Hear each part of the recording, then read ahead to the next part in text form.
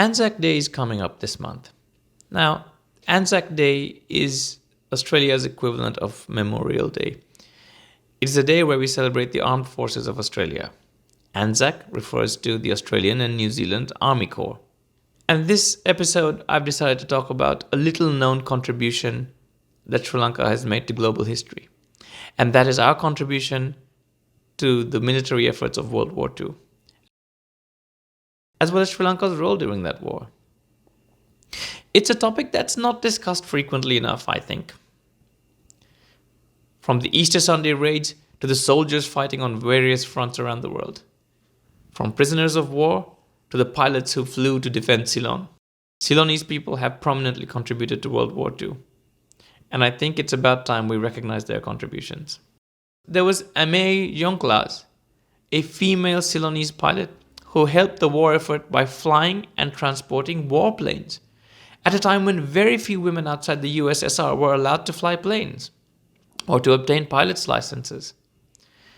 A war widow, she flew and transported planes all over the British Isles during her time in the Royal Air Force. Transporting planes was an extremely dangerous thing to do during World War II and would require a skilled pilot who would be able to manage various types of planes at different times and under different conditions, and would require great skill to fly different types of planes under wartime conditions. M.A. Youngclass was born in Ceylon. Then there is the Canadian pilot Leonard Burchell, who was patrolling off the waters of the coast of Ceylon in 1942, when on his return he spotted a vast Japanese fleet approaching Ceylon. Despite the risk to his life, he held out in the air long enough to warn the Ceylonese of the impending Japanese invasion. He was shot down and survived being strafed by bullets which killed his comrades. He survived horrendous conditions as a prisoner of war. However, it was his forewarning that provided Ceylon the time necessary to prepare its defenses, doubtlessly saving many lives when the Japanese bombing raids ensued on Easter Sunday. Leonard Burchell also served as an election observer in Sri Lanka in 1994 and is known affectionately in some circles as the savior of Ceylon. Imperial Japan at this point had invaded unimpeded up to Burma and was repelled at Ceylon during the famous Battle of Ceylon on Easter Sunday in 1942, which is a separate story unto itself. And this pivotal moment in the war is largely ignored in Sri Lankan history. Then there's the Malay community, prominently represented in the Ceylonese fire brigades, who were integral to protecting Colombo during the bombing raids. It was their tireless efforts, building fire breaks and fighting fires, that prevented the burning down of Colombo altogether. Many Malays also served as soldiers throughout Ceylonese history.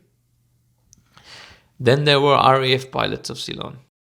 People such as Chelaya Kanagasabapati, one of the first Ceylonese to fly missions on the Western Front, bombing German submarines. There was also Rex de Silva, who flew bombing escort missions on the Western Front, a deadly and dangerous role during World War II. These individuals were from a range of cultural, religious, ethnic, and linguistic backgrounds. The thread connecting them all was their willingness to join the war effort in defense of Ceylon. Some older viewers may remember bomb shelters, some of which remain to this day scattered around the island. Others may remember stories about Japan Jabara, a type of plant grown in order to conceal locations from air raids. Or stories of hiding lamps at night for fear of bombing raids. Sri Lanka's history is full of such stories, which have been sadly ignored in favor of a more linear, biased, nationalist narrative on Sri Lankan military accomplishment. It is to the detriment of the younger generation that these stories have disappeared from the published consciousness. The absence of knowing Sri Lanka's place in World War II and other similar global events, I believe, further alienates the youth of Sri Lanka, who have no references for Sri Lanka's place in global historic events. I think it's time to bring back these stories and to celebrate Ceylon's important place in global history. Thank you for watching this video. Please consider subscribing to our YouTube channel, Matheo Project, or following us on Facebook on Matheo Project.